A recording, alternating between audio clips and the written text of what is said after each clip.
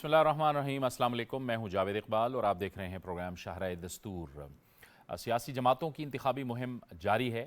Set adjustment کے لیے مختلف جو سیاسی جماعتیں ہیں وہ دیگر جو سیاسی جماعتیں ہیں ان کے ساتھ رابطہ کر رہی ہیں، اپنی ہمخیال جماعتوں کے ساتھ۔ ہم نے دیکھا کہ مسلم لیگ نون نے استحکام پاکستان پارٹی سے، جمعیت علماء اسلام سے اور اس سمیت متحدہ قومی موومنٹ سے بھی سیٹ ایڈجسٹمنٹ کے لیے رابطہ کیا، لیکن دوسری طرف پاکستان پیپلز پارٹی بھی اب ظاہر ہے اپنی حکمت عملی کے تحت آگے بڑھ رہی ہے اور انہوں نے عوامی نیشنل پارٹی سے بھی رابطہ کیا ہے۔ خیبر پختونخوا کے اندر کیسے اتحاد ممکن بنایا جائے اور پھر سندھ کے اندر کیسے انتخاب ممکن بنایا جائے اور اتحاد کیسے ممکن بنایا جائے، تو اس پر جو ہے وہ معاملات آگے بڑھ رہے ہیں۔ لیکن جو انتخابی مہم آگے بڑھتی جا رہی ہے، ہمیں ایسا لگ رہا ہے کہ مسلم لیگ نون اور پاکستان پیپلز پارٹی دونوں جماعتیں آمنے سامنے ہیں۔ وقت کے ساتھ ساتھ بیانیے اور جو سٹیٹمنٹس ہوتی ہیں سیاسی جماعتوں کی وہ بھی بدلتی جا رہی ہیں۔ ہم دیکھ رہے ہیں کہ مسلم لیگ نون کی طرف سے ایک بار پھر ایک سخت بیانیہ سامنے آیا ہے۔ مسلم لیگ نون کے قائد میاں نواز شریف کہتے ہیں کہ جن لوگوں نے غیر قانونی طور پہ نظام کو ڈسٹرب کیا اور ملک کو اس نہج پہ لا کے کھڑا کیا، ان کا احتساب کیے بغیر معاملات جو ہے وہ آگے چلنا بہت مشکل ہو جائیں گے۔ دوسری طرف پیپلز پارٹی کے جو چیئرمین ہیں بلاول بھٹو زرداری، وہ کہتے ہیں ملک کسی بھی صورت میں انتقامی سیاست کا متحمل نہیں ہو سکتا، ہمیں ملک کو آگے بڑھانا ہے۔ لیکن بہرحال ہر سیاسی جماعت جو ہے وہ عوام کے سامنے اپنا منشور اور ایجنڈا پیش کر رہی ہے، لیکن اس میں اچانک سے ایک بحث جنم لیتی ہے جس میں پھر انتخابات کے حوالے سے سوالات اٹھتے ہیں۔ آج بھی نگران وزیر اطلاعات و نشریات مرتضیٰ سولنگی نے ایک انٹرویو میں یہ کہا ہے کہ انتخابات 8 فروری کو ہوں گے اور ایسے کوئی حالات نہیں ہیں کہ جن کی بنیاد پر انتخابات کو آگے بڑھایا جائے، تو ایسے کسی قسم کے بھی حالات نہیں ہیں۔ تو یہ بحث کیوں جنم لیتی ہے، ان تمام معاملات پر آج ہم اپنے پروگرام میں گفتگو کریں گے اور اس کے لیے ہمیں جوائن کر رہے ہیں مسلم لیگ سے قیصر احمد شیخ صاحب، آپ کو گفتگو میں خوش آمدید کہتے ہیں۔ پاکستان پیپلز پارٹی سے ہمیں جوائن کر رہی ہیں ڈاکٹر شازیہ سومرو۔ ڈاکٹر شازیہ، آپ کو بھی خوش آمدید کہتے ہیں اپنی اس گفتگو میں، اور اسٹوڈیوز میں ہمیں جوائن کر رہے ہیں سینئر تجزیہ کار جناب عامر غوری صاحب، آپ کو بھی بہت خوش آمدید کہتے ہیں۔ سب سے پہلے گفتگو کا آغاز ہم ڈاکٹر شازیہ سے کریں گے۔ ڈاکٹر شازیہ، آپ بتائیے کہ دیکھ رہے ہیں ہم بیانیے تو سامنے آ رہے ہیں لیکن انتخابی مہم بھی آگے بڑھتی چلی جا رہی ہے، لیکن ہم دیکھ رہے ہیں کہ مسلم لیگ نون اور پیپلز پارٹی جو ہیں وہ آمنے سامنے ہیں اس وقت انتخابی مہم میں، اور آپ لوگ تو ظاہر ہے پی ڈی ایم کی حکومت کا حصہ بھی رہے، لیکن اس وقت آپ کی تنقید کے جو نشتر ہیں وہ بھی مسلم لیگ نون کی طرف ہیں۔ بسم اللہ الرحمن الرحیم۔ تھینک یو جاوید صاحب۔ دیکھیں، سب سے پہلی بات تو یہ ہے کہ جب الیکشن ہوتے ہیں تو ہم لوگ الیکشن میں، آپ نے سنا ہوگا کہ چیئرمین بلاول بھٹو زرداری صاحب نے کہا تھا کہ میرا نشانہ یا میرا مقابلہ جو ہے کسی ایک پارٹی سے نہیں ہے۔ اس وقت میرا مقابلہ جو ہے وہ مہنگائی سے ہے، میرا مقابلہ بے روزگاری سے ہے، میرا مقابلہ پاکستان کے استحکام کے لیے ہے۔ تو یہ ساری چیزیں ہیں، اور اگر کوئی ہمارے اوپر تنقید کر رہا ہے، اور کیونکہ ہماری پارٹی میں جو ہماری پولیٹیکل گرومنگ ہے وہ اس طرح کی نہیں ہے کہ ہم وہ والی ابیوزو لینگویج یوز کر کے اور ہم ان کو ویسا ہی جواب دیں، لیکن جو سنتا ہے وہ جواب بھی ضرور دے سکتا ہے۔ تو یہ اگر ہو رہی ہے تنقید تو ہم اس کو تنقید برائے اصلاح لے سکتے ہیں، لیکن تنقید برائے تنقید والا یہ سسٹم نہیں چل رہا ہے۔ ہاں، اپنا موقف ہم ضرور رکھیں گے، جہاں پہ ہماری کوئی بات کو غلط مانے لی گئی یا کسی بات کو غلط سمجھا گیا یا عوام میں اس کو غلط تاثر دیا گیا تو وہاں پہ ہم ضرور بولیں گے، لیکن کسی کے لیے ہم تنقید نہیں کر رہے۔ ہاں، یہ ضرور ہے کہ جو چیزیں چیئرمین صاحب نے کہی ہیں یا جس طرح سے پورٹری کی گئی ہیں یا اس کا غلط تاثر دیا گیا ہے وہ ایک غلط چیز ہے، لیکن الیکشن میں ہم کسی ایک جماعت سے مقابلہ نہیں کر رہے ہیں، ہم عوام کے لیے، عوام کے مسائل کے لیے مقابلہ کر رہے ہیں۔ جو سب سے پہلا مقابلہ ہوگا ہمارا مہنگائی سے اور بے روزگاری سے۔ ٹھیک ہے، قیصر احمد شیخ صاحب، آپ کی طرف آئیں گے۔ تنقید برائے تنقید ہے یا تنقید برائے اصلاح ہے جو ہم اب دیکھ رہے ہیں؟ ہم دیکھ رہے ہیں کہ مسلم لیگ نون اور پیپلز پارٹی ایک دوسرے پہ تنقید کر رہے ہیں۔ ظاہر ہے پیپلز پارٹی ذرا جارحانہ موڈ میں ہے اور جارحانہ موڈ میں آپ کی طرف سے بھی جواب آتا ہے پھر۔ بسم اللہ الرحمن الرحیم۔ اقبال صاحب، جاوید اقبال صاحب کے یہ شادیہ سومرو صاحبہ نے جو بات کی ہے، یہ بڑی ہمارے ساتھ کولیگ ہیں، 10 سال سے ہم مل کے اسمبلی میں رہے ہیں اور ہمارے ہی آپس میں کولیشن گورنمنٹ تھی۔ میں سمجھتا ہوں کہ پیپل پارٹی کوئی شاید ڈیسپریٹ ہو کے یہ باتیں کر رہی ہے، کیونکہ ہمارا ان سے کوئی، دیکھیں نا، اپنی الگ الگ پارٹیاں ہیں، ان کا ہر ایک کا مینیفیسٹو الگ ہے، جھنڈا الگ ہے، اور 2 بڑی پارٹی ہیں تو وہ بلاول بھٹو زرداری کیونکہ خود پرائم منسٹر کے کینڈیڈیٹ ہیں، وہ پہلے دن سے کہہ رہے ہیں کہ پرائم منسٹر کے کینڈیڈیٹ ہیں، وہ ہماری طرف سے بھی میاں نواز شریف صاحب پرائم منسٹر شپ کے کینڈیڈیٹ ہیں، تو وہ اختلاف تو اپنی جگہ ہے، لیکن میں نہیں سمجھتا۔ دیکھیے، میں ایک بات کا کریڈٹ پیپل پارٹی کو دینا چاہوں گا کہ 2013 سے 18 تک ہم مل کے رہے نا، تو انہوں نے اپوزیشن کی، لیکن ایک گریسفل اپوزیشن کی، اور یہی ہونا چاہیے تھا پاکستان میں۔ بعد میں یہ جو 18 کے بعد کی سیاست آئی نا، وہ تو بالکل دشنام ترازی کی سیاست تھی، اور ہمیں بہت برا لگا کہ اسمبلی میں بیٹھ کے ہم خواہ مخواہ کیچڑ اچھال رہے تھے، اور خاص کر پی ٹی آئی نے جو رول پلے کیا نا، وہ تو ایک پولیٹیکل ٹرمائل کا تھا۔ بات یہ ہے کہ ہر ایک کو اپنے مینیفیسٹو کا حق ہے، وہ کرے، مینیفیسٹو دے اپنے۔ اور اصل مسئلہ یہاں پاکستان میں کیا ہے، دیکھیے، دنیا میں یہ UNDP کی رپورٹ ہے کہ دنیا میں 66 کروڑ لوگ غربت کی لکیر کے نیچے ہیں۔ دنیا کی کل آبادی 800 کروڑ ہے، اس میں سے 66 کروڑ تقریباً 8.8% بنتا ہے، لیکن پاکستان میں یہ 66 کروڑ میں سے 9.5 کروڑ غریب پاکستان میں رہتے ہیں، یعنی دنیا کا 7واں حصہ، ہر 7واں بندہ جو غریب ہے وہ پاکستان میں رہتا ہے۔ حالانکہ دنیا کی آبادی تو 3% ہے پاکستان کی، 33واں حصہ پاکستان کی آبادی ہے، لیکن 7واں حصہ غربت میں ہمارا حصہ ہے۔ تو مجھے یہ بتائیے کہ ہم آپس میں یہی ٹرمائل کر کے پھر 2.5 کروڑ بچے ہمارے اسکول نہیں جا رہے۔ ہمیں تو یہ بات کرنی چاہیے، مینیفیسٹو بھی یہ دینا چاہیے، اور ہر ایک پارٹی کو یہ بات کرنی چاہیے کہ یہ 9.5 کروڑ جو غربت کی لکیر کے نیچے ہیں وہ کتنے کم ہوں گے، اگلے 5 سالوں میں کتنے کم ہوں گے، یہ بات کرنی چاہیے نا۔ اور یہ کہ بچے کتنے ہمارے اسکول جانا شروع کریں گے۔ چائنا نے ہمارے سامنے مثال ہے، میں تو چائنا شروع سے جا رہا ہوں اور بہت 50-60 بار میں نے وہاں وزٹ کیا، تو چائنا نے 60 کروڑ لوگوں کو غربت سے نکال دیا ہے۔ وہ تو بہت غریب لوگ تھے، ہم ان کی سامنے ان کی مثال کیوں نہیں لیتے؟ ہم وہ تو بات کرتے نہیں، آپس میں ہم ٹسل کر کے کریں گے کیا؟ رزلٹ دیں نا، کوئی رزلٹ دیں، یا یہ صرف کہہ دینا میری پارٹی بہت اچھی ہے، ان کی پارٹی ٹھیک نہیں ہے، اور اس سے نکلے گا تو کچھ نہیں۔ ہمارا ملک بہت نیچے چلا گیا، جو مہنگائی ہے، جو بے روزگاری ہے، جو غربت ہے، جو ایجوکیشن نہیں ہے ہمارے ہاں، جو صحت کے مواقع نہیں ہیں۔ تو مجھے بتائیے نا کہ کیا 15 سال پیپل پارٹی سندھ میں حکومت میں رہی، اب صحت کا معاملہ یا ایجوکیشن کا معاملہ تو پیورلی پروونشل گورنمنٹ کا ہے نا۔ اب آپ خود دیکھ لیجئے، صحت میں تو انہوں نے کام کیا ہے، میں بھی کراچی رہتا ہوں، صحت میں تو انہوں نے کام کیا ہے، کچھ اچھے ہاسپٹل بنائے ہیں، اندرون سندھ میں بھی کچھ کام کیا ہے، لیکن ایجوکیشن میں بہت برا حال ہے سندھ کا۔ سندھ میں تو بچے جو ہیں وہ جس طرح وہ ان کو ایجوکیشن دی جاتی ہے اور جس طرح تعلیم ہو رہی ہے سب کو پتہ ہے، اور اس کے علاوہ انفراسٹرکچر آپ دیکھ رہے ہیں کہ پانی ہے نہیں یہاں پہ، رستے ہیں نہیں، سارے سڑکیں سب خراب ہیں۔ اسی طرح 10 سال پی ٹی آئی رہی KPK میں، وہاں بھی آپ اشر دیکھ لیجئے۔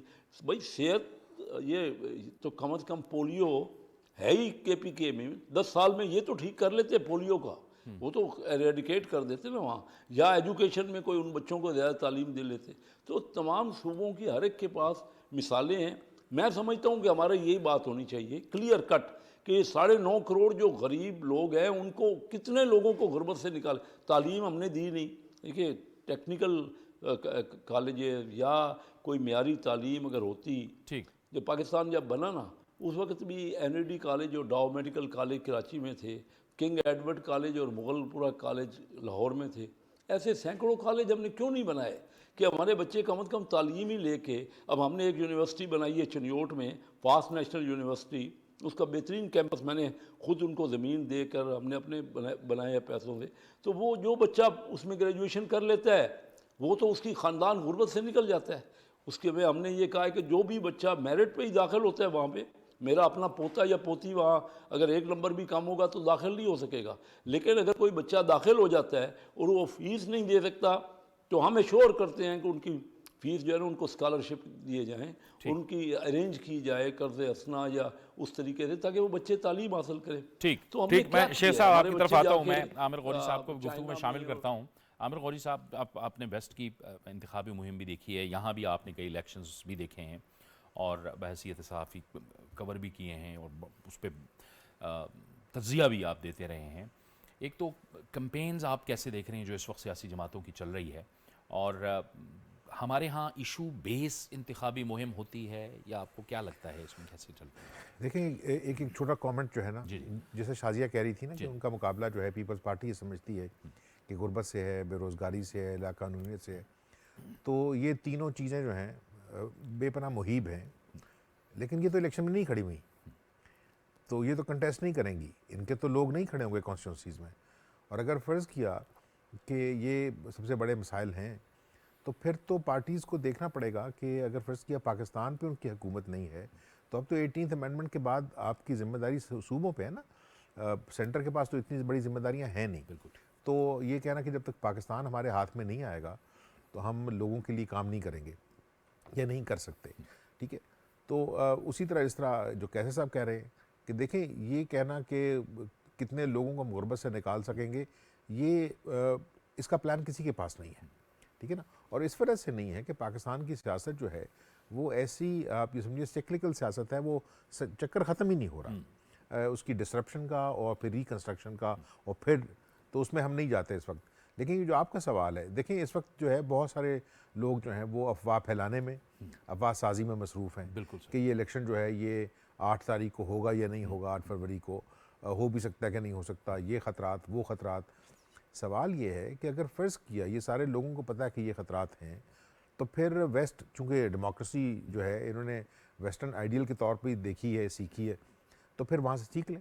وہاں تو جلسے جلوس کی سیاست نہیں ہوتی جب الیکشن میں ہے، ٹھیک ہے، تو اگر آپ کو یہ پتہ ہے کہ آپ کے بعض علاقوں میں خطرے ہیں یا آپ کی بعض لیڈرشپ کو، تو یو چینج ٹیکٹک، اور آپ نے تو ضرور نہیں ہے نا کہ جلسے میں آپ نے ہی جانا ہے، یعنی لیڈر نہیں جانا ہے، یہ نواز شریف صاحب جائیں گے یا بلاول صاحب جائیں گے یا فضل الرحمان صاحب جائیں گے، بھئی آپ کی کانسٹیٹنسی تو کے اندر لڑنا ہے الیکشن آپ کی کینڈیڈیٹ نے، تو کینڈیڈیٹ تو must be known in the constituency, تو آپ اس طرح کریں، ڈور ناکنگ کریں جس طرح انگلینڈ میں ہوتا ہے، وہاں تو پیمفلٹ نہیں بھی ہے کہ آپ کہیں دیواروں پہ نہیں دیکھتے لکھے ہوئے کہ چلو چلو فلاں جگہ چلو، تو آپ اس کو چینج کریں۔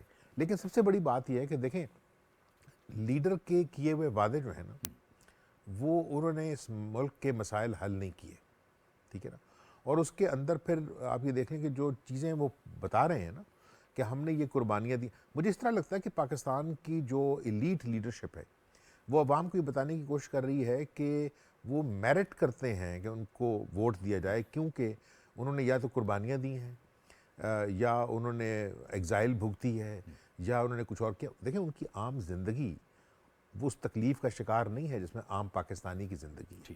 مجھے نہیں لگتا کہ پاکستان کا کوئی ایسا سیاسی لیڈر ہے جو بجلی کا بل نہ دینے کی وجہ سے پریشان ہو، پیسے ہی نہیں ہیں، یا اس کے گھر میں روٹی نہیں پکڑی، یا اس کے بچے کو نوکری نہیں ملی ہوئی، ٹھیک ہے نا۔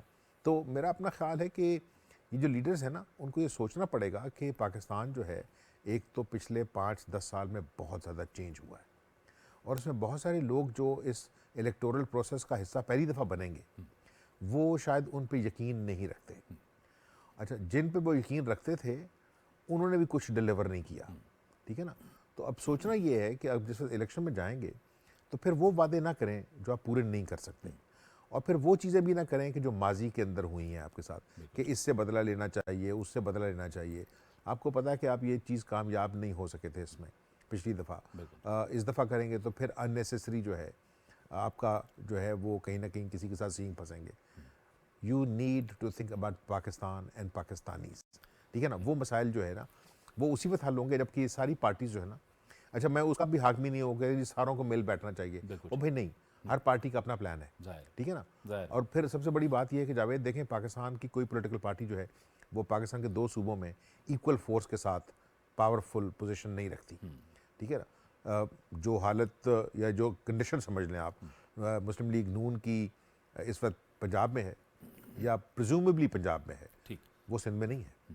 پیپلز پارٹی کی جو پوزیشن سندھ میں رہی ہے وہ پنجاب میں نہیں ہے، وہ بلوچستان میں بھی نہیں ہے، تو وہاں تو الائنسز ہی بنے گی نا۔ تو مجھے اس طرح لگتا ہے کہ ایک ایسی سچویشن میں جب کوئی ایک پولیٹیکل پارٹی جو ہے وہ شاید predominantly large number of seats तो जीत ले, लेकिन चारों सूबे उसके पास नहीं होंगे, तो फिर उसको जो है वो दूसरे सूबों की पॉलिटिकल पार्टीज के साथ मिल के सियासत करनी पड़ेगी।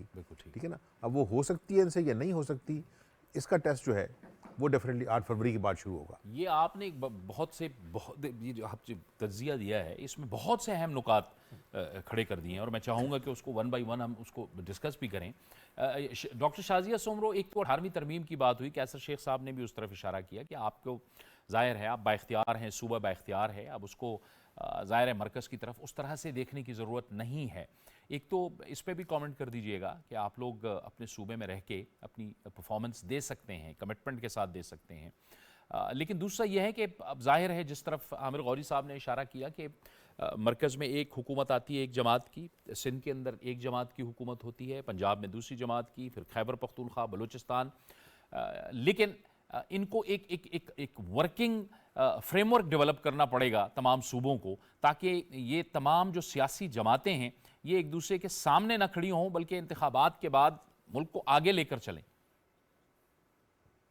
देखिए, सबसे पहले तो मैं कैसर शेख साहब के एक सवाल का जो उन्होंने कमेंट किया उसका जवाब देना चाहूँगी कि उन्होंने सिर्फ कराची में जो हो रहा है या जो डेवलपमेंट हुई है उनकी बात की है। मैं उनसे ये कहूँगी कि कराची सिंध नहीं है, आप कराची से बाहर निकल के देखें। मेरा ताल्लुक सक्खर डिस्ट्रिक्ट से है, मैं आपको बता सकती हूँ कि वहाँ पर इस वक्त 5 यूनिवर्सिटीज़ हैं, एक NICVD है, SIUT है, उसके अलावा जो है वहाँ पे हम खुद जो है कम्युनिटी स्कूल्स पे जाकर बात करते हैं। वहाँ पे स्टेविटा जो है वो वहाँ पे टेक्निकल एजुकेशन पे काम कर रहा है।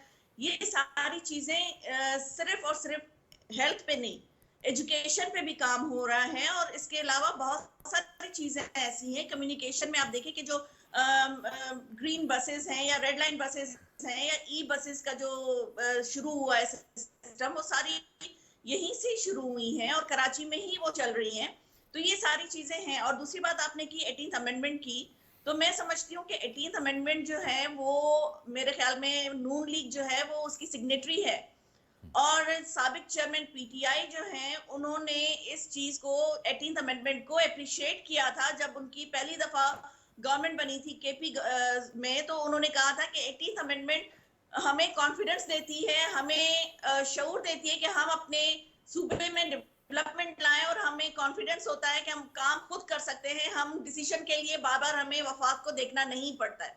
तो जब सारे लोग ये सारी बातें कर सकते हैं, तो अगर वो लोग उस चीज को डेवलप नहीं कर सके या वो सही फीडबैक नहीं ले सके या सही परफॉर्मेंस नहीं दे सके, तो उसमें कसूर 18th अमेंडमेंट का नहीं है, उसमें कसूर आप लोगों की कॉम्पिटेंसी का है कि आप उतने कॉम्पिटेंट नहीं थे जिस तरह से आपने साइन किए थे उस वक्त 18th अमेंडमेंट को, या आपने अप्रिशिएट किया था 18th अमेंडमेंट को। तो ये आप लोगों की इनकॉम्पिटेंसी है। आप लोग बैठे, बहुत सारी चीजें ऐसी हैं जिन पे बैठ के बात की जा सकती है। और मेरे ख्याल में मैं ये समझती हूँ कि 2008 में और 2008 से 2013 में जब पाकिस्तान पीपल्स पार्टी की गवर्नमेंट थी, तो हम लोगों ने ये नहीं कहा था कि ये सिर्फ हमारी गवर्नमेंट है, हमने कहा था कि पाकिस्तान खपे। उस वक्त मर्द हुर ने यही नारा लगाया था, जनाब आसिफ अली जरदारी साहब ने, जब उन्होंने पार्लियामेंट को अपना पावर्स वापस किए थे, जब उन्होंने 18th अमेंडमेंट दी थी, तब उन्होंने यही नारा लगाया था कि पाकिस्तान खपे, और हमने मिलके काम किया था। कभी भी हमने ये नहीं कहा कि हम जो है वो अकेले ये काम करेंगे, क्योंकि अकेले कोई काम नहीं कर सकता। मैं समझती हूँ एक टीम वर्क का एक होता है कि आप टीम वर्क में बन के काम कर सकते हैं, और तारीफ वो होती है जो आपके काम के बाद कोई और करे। जिस तरह से निगरान वजीर आजम साहब ने चेयरमैन बिलावल भुट्टो जरदारी साहब की बतौर वजीर खारजा उन्होंने तारीफ की कि जहां भी वो गए उनको एक पॉजिटिव फीडबैक मिला है। जिस तरह से 16th मंथ में उन्होंने अपने छोटे हैं, एज में सबसे छोटे हैं, लेकिन मेरे ख्याल में सियासत में वो बहुत बाशऊर हैं और बहुत मेच्योर हैं। जिस तरह से उन्होंने सियासत की है, जिस तरह से एज अ फॉरेन मिनिस्टर उन्होंने अपना रोल प्ले किया है, मेरे ख्याल में पाकिस्तान को आइसोलेशन से निकालने में बहुत बड़ा किरदार अदा किया है। तो ये चीजें हैं कि कोई भी अकेले काम नहीं कर सकता, ये एक टीम वर्क है। पहले इलेक्शन होने दें, बिफोर इलेक्शन ये बहुत बड़ी बात होगी कुछ भी कहना, लेकिन इंशाल्लाह हम मैदान में आएंगे। और मैं समझती हूँ कि पाकिस्तान पीपल्स पार्टी वो वाहिद जमात है जो इस वक्त अवाम के साथ राब्ते में है। बाहर निकल के हम जलसे कर रहे हैं, बाहर निकल के हम बातें कर रहे हैं, हम अवाम के साथ मिल रहे हैं, हम सिर्फ ड्राइंग रूम में बैठ के डिसीजन नहीं ले रहे, हम बाहर निकल के बातें कर रहे हैं। आपने देखा होगा कि अभी केपी में चल रहे थे हमारे जलसे, जो चेयरमैन साहब खुद अटेंड कर रहे थे। फिर बलूचिस्तान में जो हमारा यौम तासीस हुआ, उसमें आपने देखा कि बलूचिस्तान की अवाम में खुद वहां पे थी। जो फीडबैक मिला है वो यही था कि इतना जलसा, बड़ा जलसा हमने कभी नहीं देखा था जिस तरह से पीपल्स पार्टी ने किया है। और उसके बाद अभी रिसेंटली हमारा सखर में बहुत बड़ा एक इज्तिमा हुआ है। तो हमारी अवाम के साथ राब्ता मुहिम है और हम अवाम के बातें कर रहे हैं, अवाम से जाकर बातें कर रहे हैं और उनके साथ राब्ते में हैं। ठीक है, बिल्कुल आप कह रही हैं कि आप राब्ते में हैं और आपने बड़े बड़े जलसे भी किए हैं। अब ये अब कैसे वोट पे ट्रांसलेट होता है ये तो ज़ाहिर है इंतखाबात वाले दिन ही पता चलता है। ज़ाहिर है तमाम सियासी जमातें इस बात का दावा करती हैं। आगे बढ़ाने से पहले एक ब्रेक का वक्त हो जाता है, ब्रेक लेंगे, ब्रेक के बाद प्रोग्राम जारी रहेगा।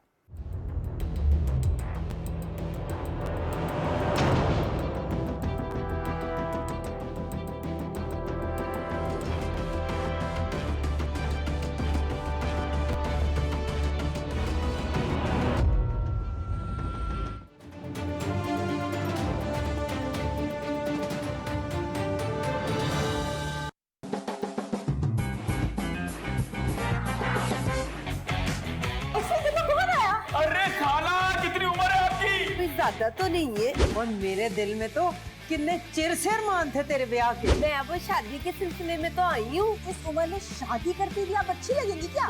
इस उम्र में क्या है भाई? नहीं खाला, आपका बिल्कुल ठीक फैसला है। मैंने तो सबसे कह दिया शादी आपा के कॉल जाके करूंगी। तो जी मैं शादी का उम्मीदवार हूँ। हेलो, मेरी शादी हो चुकी है। अरे खाला की शादी होने तो बहुत कुछ मिलेगा। इसके भाई तो भी दूल्हा ढूंढते हैं ना। तुम किस वेले का इश्क फरमा रही हो? अब मैं इश्क के समंदर में कूद गई हूँ। अब ते आर ते पार। नहीं मेरी बहने, ये रिश्ता तेरे लिए मुनासिब नहीं है। लड्डू में हड्डी।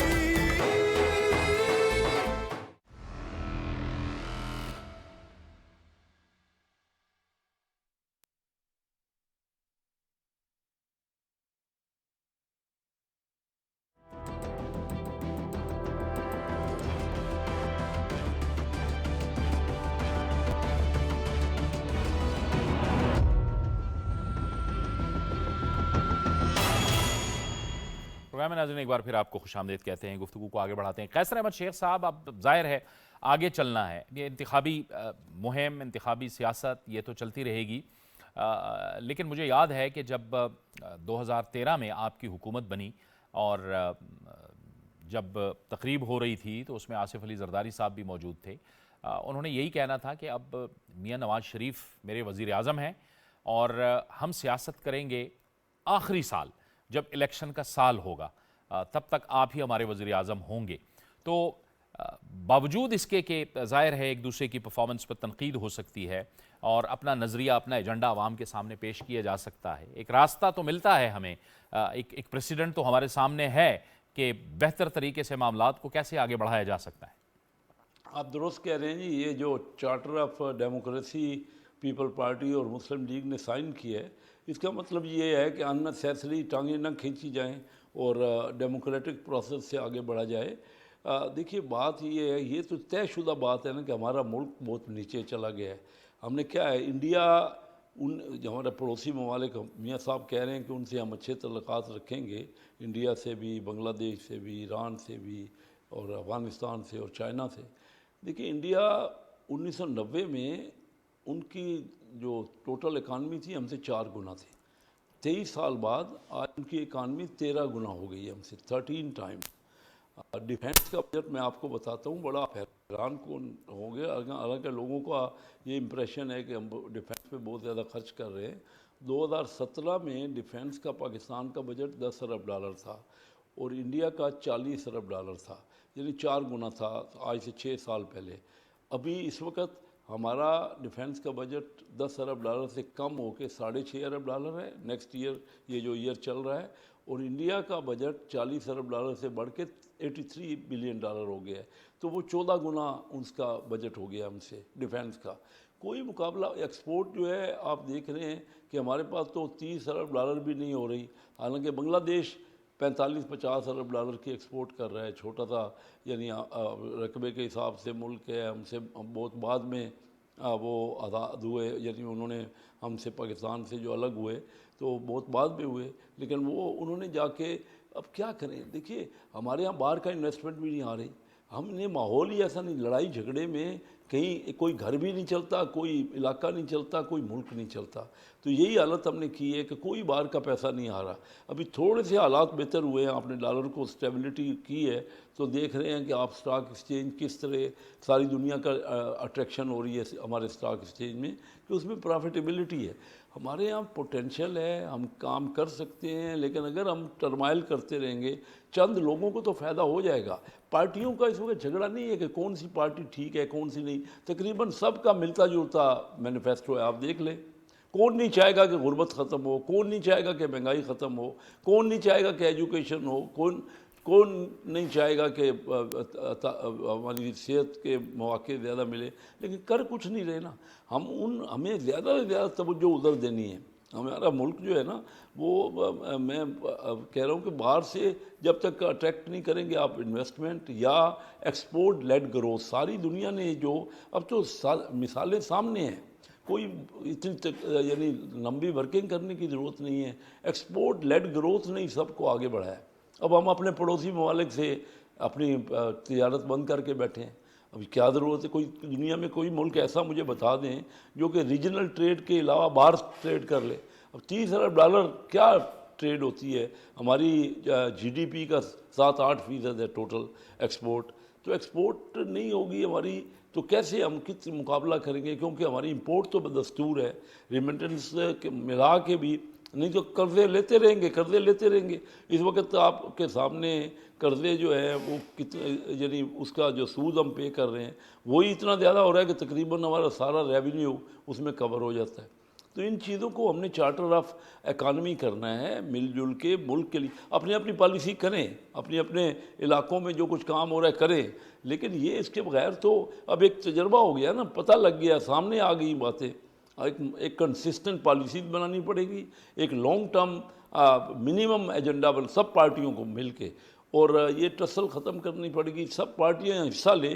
جیسے ابھی ڈاکٹر سومرو نے کہا، شازیہ سومرو نے، کہ سب مل کے ہی کام کریں گے، کوئی اکیلا اب نہیں کر سکتا کیونکہ کوئی پارٹی بھی تمام علاقوں میں پاپولر نہیں ہے، اور یہ کولیشن گورنمنٹ ہی بنے گی۔ آج جو بھی ٹسل کر لے، اس کے باوجود آپ جب الیکشن کے بعد جائیں گے تو کوئی 2/3 میجارٹی کا تو کوئی چانس ہی بہت کم ہے، سمپل میجارٹی بھی مشکل سے ملے گی۔ تو ہمیں چاہیے کہ ہم ملک کی ترقی کے لیے اور بہتری کے لیے اور لوگوں کی جو بے روزگاری کے خاتمے کے لیے اور یہ کریں، ہم زیادہ سے زیادہ ٹیکنیکل دیکھیں نا، آئی ٹی کی تعلیم ہے، ابھی اس بجٹ میں آئی ٹی کے اوپر بڑا زور دیا گیا۔ میاں شہباز شریف صاحب کی جو بجٹ ہوا لاسٹ بجٹ، میں بھی اس میں شامل تھا ایڈوائز کرنے میں۔ آئی ٹی میں انڈیا سینکڑوں اور بلین ڈالر کی آئی ٹی کی کر رہا ہے ایکسپورٹ، ہمارے یہاں کچھ ہے ہی نہیں، کوئی ایکسپورٹ ہی نہیں ہے اس کی، تو کیوں نہیں؟ اور اس میں وہی ہمارے دماغ ہیں، 24 کروڑ دماغ ہیں، ہم ان کا فائدہ لیں، ان کو تعلیم دیں، ان کا فائدہ لیں تاکہ وہ چیزیں آگے بڑھیں۔ تو میں سمجھتا ہوں کہ اب لوگوں کا نا اس طرف رجحان ہو گیا ہے، تفصل اور جو جھگڑا شروع ہوا تھا نا، خاص کر سوشل میڈیا نے جو ایک دوسرے کی ٹانگیں کھینچنی شروع کر دی، اس سے کوئی رزلٹ نہیں نکلا نا، اس سے لوگوں کو کیا ملا؟ بالکل ٹھیک۔ تو ہمیں سب کو مل کے یہی کنسنسس بن رہا ہے اور بہتری یہی ہے۔ ٹھیک ہے، پارٹی اپنے الائنس کریں جس سے وہ چاہتے ہیں، لائک مائنڈیڈ پارٹیوں سے الائنس کریں، جا کے الیکشن لڑیں، اپنے ووٹ سب جائیں پبلک کے پاس، لوگوں کے پاس جائیں، اپنے ہر طریقے سے ان کو کنونس کرنے کی کوشش کریں۔ پنجاب میں آپ دیکھیے نا، پیپل پارٹی کا بیس بہت کم ہے، وہ تو جلسے بھی نہیں کر رہے، پنجاب میں بہت کم ہو رہا ہے۔ اسی طرح سندھ میں مسلم لیگ کم جلسے کر رہی ہے۔ آج ہمارے ہاں میٹنگ ہوئی، جو سندھ کے ہمارے مسلم لیگ کے صدر ہیں وہ تشریف لائے میرے پاس، کیونکہ میں بھی کراچی میں رہتا ہوں، کراچی میں آئے، تو وہ ہم چاہ رہے ہیں کہ کس طرح ہم باقی تمام پارٹیوں سے مل کے یہ الیکشن کی اسٹریٹجی بنائیں تاکہ جس میں ٹسل کم ہو اور جو پازیٹیو باتیں ہیں وہ آگے آئیں، وہ آگے بڑھائیں۔ ٹھیک ہے عامر غنی صاحب، یہ بڑے عرصے سے ہم یہ میثاق معیشت کی بات جو ہے وہ سنتے آ رہے ہیں، یہ آپ سے بہتر اس معاملے کو کوئی اس لیے بھی نہیں جانتا ہوگا کہ آپ نے جب میثاق جمہوریت ہو رہا تھا تو آپ اس وقت موجود تھے اور پل پل کی خبر ہمیں دے رہے تھے، ہم آپ سے پوچھ رہے تھے اور آپ ہمیں باخبر کر رہے تھے. وہ ماحول بھی آپ نے دیکھا. یہ میثاق معیشت والی بات تو ہو رہی ہے لیکن اس میں ہم دیکھ رہے ہیں کہ کوئی پیش رفت نہیں ہو رہی. ایسا لگتا ہے کہ شاید تمام سیاسی جماعتوں نے اسے اگلی جو منتخب حکومت ہے اس کے بعد جو صورتحال ہے یا اس کے بعد جو حالات ہوں گے اس پہ ڈال دیا ہے. لیکن آپ سمجھتے ہیں کہ کیا ہم میثاق جمہوریت کے بعد ایک مشکل حالات میں وہ فیصلے ہوئے تھے میثاق معیشت کی طرف جا سکتے ہیں؟ ایک تو جو مجھے آپ نے یاد دلا دیا اس وجہ سے کہ جس وقت مجھے یاد ہے کہ وہ ڈاکیومنٹ سائن ہوا تھا تو I was the only journalist جس کے لیے بینظیر بھٹو صاحبہ نے اور نواز شریف صاحب نے وہ ڈاکیومنٹ جو ہے سائن کر کے میری پرسنل کاپی میں نے اسے پوچھا. میں نے کہا بڑا امپورٹنٹ ڈاکیومنٹ ہے. اگر کل کے جو ہے پولیٹیکل اپوننٹس آج یہ اس نے ایگری کر لیا ہے کہ سیاست مل کے چلنی ہے. ان سالوں کے بعد لے کے پھر ایک تھرڈ فورس جو ہے وہ شامل ہوئی ہے پالیٹکس میں. اب ان کے لیڈر جو ہیں وہ جیل میں ہیں. لیکن آپ نے دیکھا کہ دیکھیں there are good things and bad things with both leading parties with Muslim League Nawaz and also People's Party. ہم اس وقت تیسری پارٹی کی بات نہیں کر رہے لیکن وہ پارٹی بات میں اس لیے ضرور آئے گی کہ پیپلز پارٹی کا اور پاکستان مسلم لیگ نون کا ایک آپ کو ایک کور گروپ نظر آتا ہے لیڈرشپ کے ساتھ. ٹھیک. پی ٹی آئی کا سارا جو کور گروپ ہے وہ فزل آؤٹ ہو گیا. جو بنایا گیا تھا نا بالکل ٹھیک وہ سارا کا سارا جو ہے وہ چھوڑ کے چلا گیا. تو اب بڑی عجیب و غریب پریشانی ہے. دوسری پریشانی یہ ہے کہ یہ دونوں بڑی پارٹیز جو ہیں ہو سکتا ہے میں بالکل غلط ہوں. ان کے لیڈر ان کے جو آپ سمجھیے کہ ناٹ دا مین لیڈر جو لیکن جو باقی کانسٹیٹوئنسی کے لیڈرز ہیں M N As M P As بنیں گے وہ اس بات کو ایگری نہیں کرتے کہ ان دونوں پارٹیز نے پاکستان کی یوتھ کے ساتھ جو اٹیچمنٹ ہے اس پہ کام نہیں کیا. بالکل ٹھیک. تو کل کو جو پاکستان تو ہے یہی لوگ لے کے چلیں گے نا جن کو ہم کہتے ہیں کہ 20-25 سال سے لے کے اور 35 سال تک کے لوگ ہیں. انہوں جو ہے ان کا ڈرائیور بننا ہے. ہمارے سے بابے تو نہیں بنیں گے. میں اپنی بات کر رہا ہوں. ٹھیک ہے. اب سوال یہ ہے کہ وہ اکانومی جو ہے آپ پاکستان کی کسی پولیٹیکل پارٹی کو اٹھا کے دیکھ لیں ان کا نہ کوئی پولیٹیکل تھنک ٹینک ہے نہ کوئی اکنامک تھنک ٹینک ہے نہ کوئی سول سوسائٹی کا تھنک ٹینک ہے جہاں بیٹھ کے ان کے بعض ڈاکیومنٹڈ لوگ مسلسل یہ پلان کرتے رہے ہیں کہ ہم نے یہ ملک کو کیسے چلانا ہے. جو لیڈرشپ ہے نا وہ آپس میں پولیٹیکل جو ہے رینگلنگ کرتی ہے ساری دنیا میں کرتی ہے. مطلب آپ یہ دیکھیں انگلینڈ کے اندر جو اسکاٹ کی پارٹی ہے اسکاٹش نیشنل پارٹی وہ تو ملک توڑنے کی بات کر رہی ہے. وہ تو بار بار ریفرینڈم کرا کے وہ کہتے ہیں ہم نے انگلینڈ سے نکلنا ہے, ہم نے یونائٹڈ کنگڈم میں حصہ نہیں لینا, ہم تو یورپین یونین کا حصہ بننا چاہتے ہیں. وہاں پہ امریکہ میں ہم نے دیکھا کہ ایک بزنس مین جو ہے ڈونلڈ ٹرمپ, اس نے اپنی ہی پارٹی جس کا وہ مطلب سپورٹر تھا کنزرویٹو پارٹی, اس کا بیڑا غرق کر دیا اپنا ریپبلکن پارٹی کا, اور اس کے بعد اس کی جو ہے وہ نومینیشن جیتی. اب وہ پھر تیار ہے, ٹھیک ہے نا, اس وجہ سے کہ وہ بھائی صاحب یہ سمجھتے ہیں کہ ٹویٹر کے اوپر بیان دے کے وہ جو ہے وہ جیتیں گے, اور کوئی پتہ نہیں جیت جائیں. تو ہمارے ہاں جو لیڈرشپ کی آپس میں بات چیت ہے نا, وہ ایک دوسرے کو ماضی کے حوالے دے کے بتاتے رہتے ہیں کہ کس نے اچھا کام کیا. دیکھیں ساری پارٹیز نے کچھ اچھے کام کیے ہیں اور کچھ بہت اچھے کام نہیں کیے. سوال اس وقت یہ نہیں ہے کہ ان پارٹیز نے کیا کیا, سوال یہ ہے کہ کیا جب یہ کہتے ہیں کہ میثاق معیشت ہونا چاہیے تو ان سے پوچھیں کہ بھائی جان پھر آپ کے پاس وہ کیا پلان ہے جس کے ذریعے آپ پاکستان کی آلموسٹ رکی ہوئی اکانومی کو کیک سٹارٹ کریں گے. کیسے صاحب نے بڑی اچھی بات کی کہ جی جو کراچی ہے, اگر فرض کیا 3 کروڑ کا شہر ہے, آپ اس کی ذرا حالت دیکھیں. اگر فرض کیا میں ایک فورن انویسٹر ہوں, میں کراچی میں اتروں اور ایئرپورٹ سے باہر نکلوں تو جو پہلی لک ہے, اور شارع فیصل کی آپ تو وہاں کام بھی کرتے رہے کراچی میں, that city looks like a bombed out city. آپ دنیا کی جو ہے نا بڑے ملکوں کے چھوڑ دیں, ہم لنڈن پیرس نیو یارک کی بات نہیں کر رہے. لیڈر کہتے رہتے ہیں کہ ہم اس شہر کو پیرس بنا دیں گے یا نیو یارک بنا دیں گے. انہوں نے کہا یار یہ جو شہر تھے وہی بنا دیں. لیکن میرا سب سے بڑا سوال یہ ہے, اور یہ سوال جو ہے وہ آپ ڈاکٹر سومرو سے دوبارہ پوچھ سکتے ہیں. جب یہ کہتی ہے نا کہ سکھر میں اگر فرض کیا 5 یونیورسٹیز ہیں, میری طرف سے 15 یونیورسٹیز ہوں, یا باقی ادارے ہیں, یا لاہور میں یونیورسٹیاں بنی ہوئی ہیں, یا کراچی میں بنی ہوئی ہیں. سوال یہ ہے کہ اگر پاکستان کے سارے جو میجر شہر اور مائنر شہر ہیں جہاں یونیورسٹیاں بن چکی ہیں, اسکول بنے ہوئے ہیں, ٹیکنیکل اسکول بھی بنے ہوئے ہیں, اگر اپنے گریجویٹس کو اپنے شہروں میں نہیں روک سک رہی because there is know economy, ٹھیک ہے نا, اور وہ ملک کے اندر ہی موو کر رہے ہیں کہ ان کو اگر فرض کیا لیا بکر سے نکل کے کراچی جانا پڑے گا, یا جام شورو اور نوشکی سے نکل کے لاہور آنا پڑے گا, تو پھر اس کا مطلب ہے کہ ان کے شہروں میں ان کے لیے نوکریاں نہیں ہیں, صرف پڑھائی ہے. This is not the right model if you can not contain your graduates to their home towns. ان کے ماں باپ وہاں ہوتے ہیں, ان کی خواہش ہوتی ہے کہ بچے جو ہے پڑھائی کے بعد انہیں تک, اگر ان کے بچوں نے چھوڑ کے جانا ہے تو ان کی طرف سے وہ دبئی چلے جائیں, پھر امریکہ چلے جائیں. تو اس صورت کے لیے جو پلان ہے وہ مجھے نظر نہیں آتا. اور لیکن وہ جو بات ہے اس کو فائنل اس پوائنٹ کو ریپ اپ کرتے ہوئے دیکھیں, پچھلے 5-6 سال سے ہم نے پہلے بہت بات سنی سی پیک کی کہ وہ گیم چینجر ہے, وہ گیم چینجر ہوگا, وہ گیم چینجر ہوگا. صبح دن مطلب مختلف سیمینارز میں لوگ بتا رہے ہیں. تو مجھے یاد ہے کہ سیمینار میں بھی گیا تھا, میں کہا یار میں نے یہ لفظ سنا ہے, and because we play with words in our profession in journalism. انہوں نے کہا if CPEC is the game changer, what is the game? یہ گیم ہم نہیں کھیل رہے, یہ کسی اور کی گیم ہے. تو اگر فرض کیا ایک ورٹیکل روڈ آپ نے بنانا ہے تو انلیس اینڈ انٹل آپ یہاں پر آپ کو ساؤتھ ایشیا کو کنیکٹ کرنا پڑے گا مڈل ایسٹ کے ساتھ, آپ کو جو ہے وہ راستے دینے پڑیں گے ساؤتھ ایشیا کو کہ آپ اس کو جوڑیں سینٹرل ایشیا کے ساتھ, اور پھر ان کی آپ جو ہے جو ٹرک ٹریڈ ہے اس کا ٹول لیں. پاکستان کین ارن جو میرے اکانومسٹ دوست بتاتے ہیں کہ 5 سے 8 بلین صرف ٹول کے اندر, ٹھیک ہے نا. سو دیٹ مینس کہ اگر فرض کیا وہ ٹول ہم ریز کر رہے ہیں تو اس کے بعد ہماری اکانومی جو ہے وہ جڑتی ہے یا نہیں جڑتی.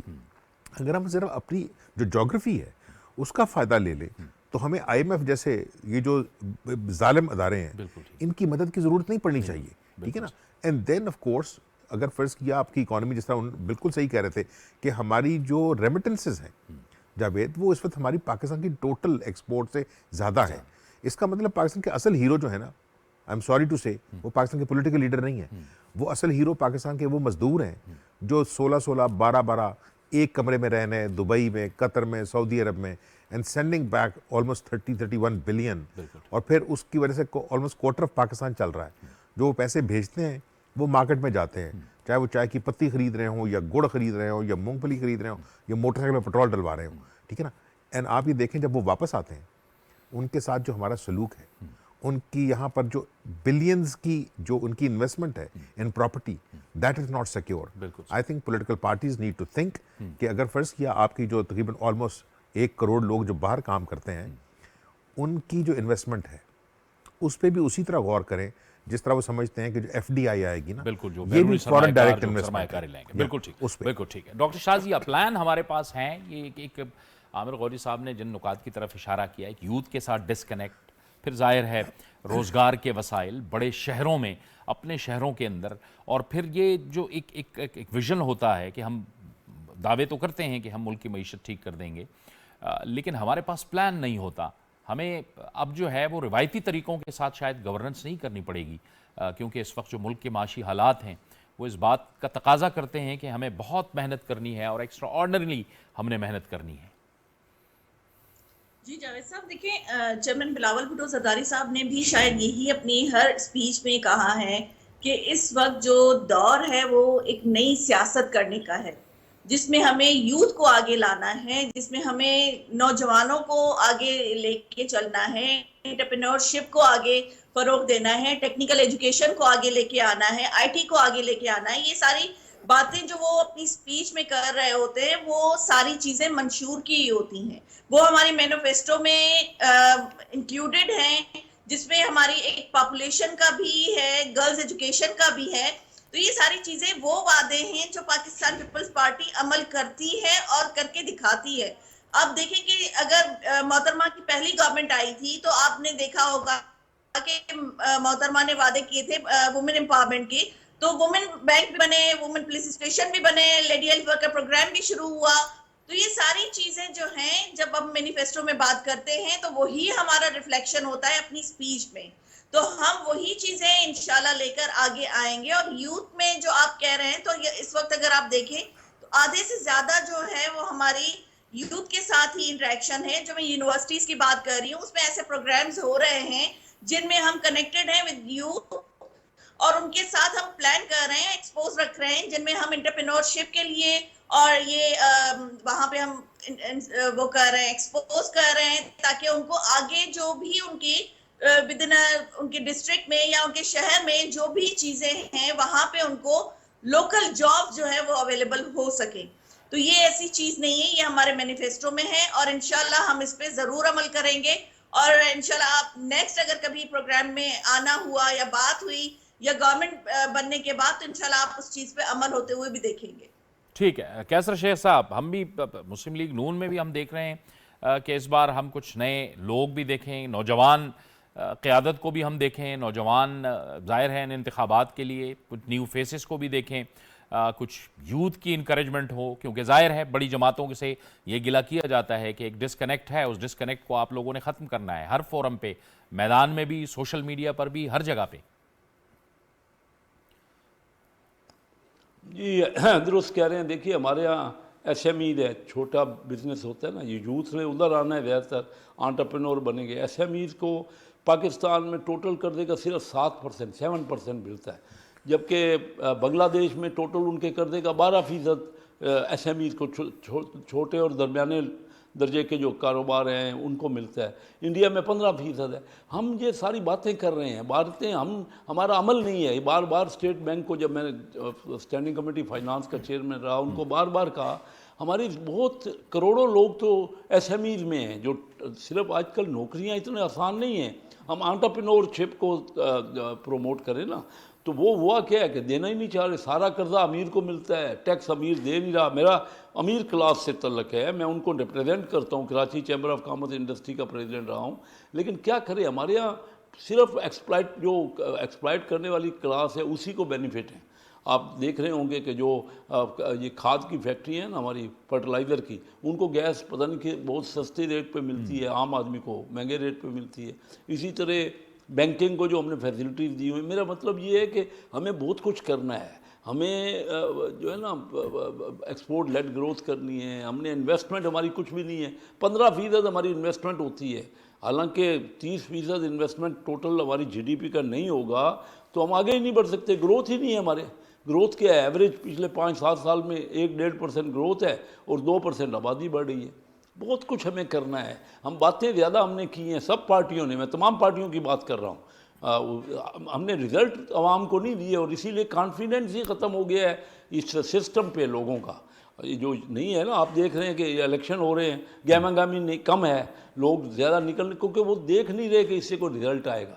جب تک ہماری پارٹی, جمہوریت بھی تب سٹرونگ ہوگی جب ہماری پارٹی ڈیلیور کریں گی اور رزلٹ دے گی. اور اب دیکھتے ہی دیکھتے ہماری پڑوسی ملک جہاں پہنچ گئے ہیں, میں نے پہلے ہی ذکر کر چکا ہوں. تو ہمیں بہت محنت کی ضرورت ہے اور ہمیں مل جل کے نا, یہ کہتے رہے کہ ہم نے یہ کر دیا وہ کر دیا. ہم نے جو کچھ بھی کیا نیٹ سب مل جل کے کچھ بھی نہیں کیا. بالکل ٹھیک. عامر غوری صاحب, آپ پروگرام سے پہلے بھی ہم بات کر رہے تھے اور بڑی دلچسپ بات آپ نے کہی کہ ہمارے ہاں یہ جو بڑے جلسے ہوتے ہیں یہ کسی بھی سیاسی جماعت کی ایک طاقت ہوتے ہیں. لیکن دراصل ان سیاسی جماعتوں کو یہ بھی دیکھنا ہے کہ جو آپ بات کر رہے تھے کہ ہم یہ گنتے ہیں کہ کرسیاں کتنی ہیں, لوگ کتنے آئے جلسے کے اندر, ہم شاید ہماری توجہ اس بات پہ نہیں ہوتی کہ اس جماعت کے لیڈر نے یا جس نے جلسہ کیا اس نے کہا کیا, اس کے پاس منشور کیا ہے, اس کے پاس پروگرام کیا ہے. دیکھیں جو باتیں لیڈر کر رہے ہیں وہ سنتے ہوئے تو مطلب ہمارے بھی بال جو ہیں, میرے تو جھاڑی گئے ہیں سارے, ٹھیک ہے نا, وہ لوگوں کے سفید ہوتے تھے. تو اب سوال یہ ہے کہ آپ کو پتہ ہے, آپ نے خود دیکھا ہے کہ ہمارے ہاں جو جلسے کی جو سیاست ہے نا, وہ ایک بہت انٹرسٹنگ چیز ہے.